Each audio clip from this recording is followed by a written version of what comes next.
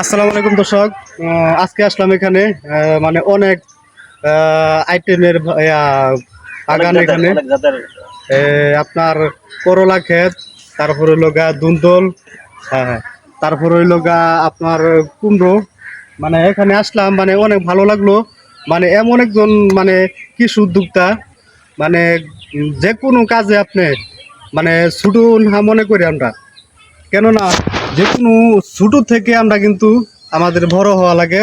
মানে উনি কিন্তু শুরু করছে অল্প দিয়ে, এখন দেখতে পারতেছেন মানে অনেক বড় একটা বাগান। এই যে আমার পিছনে দেখতে পারতেছেন, মানে অনেক এখানে একসাথে মানে কুমড়া এবং দুন্দল এই দেখতে পাচ্ছেন প্রচুর পরিমাণ।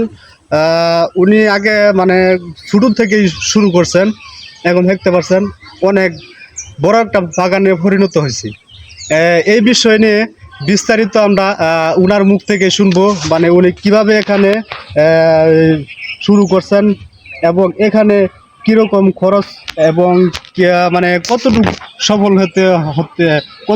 সফল হতে পেরেছেন, আর কি কি মেডিসিন ব্যবহার করা লাগে বা কি কি কীটনাশক এখানে ব্যবহার করা লাগে, এই মানে টোটাল মানে যাবতীয় বিষয় নিয়ে মানে ওনার কাছ থেকে আমরা শুনবো।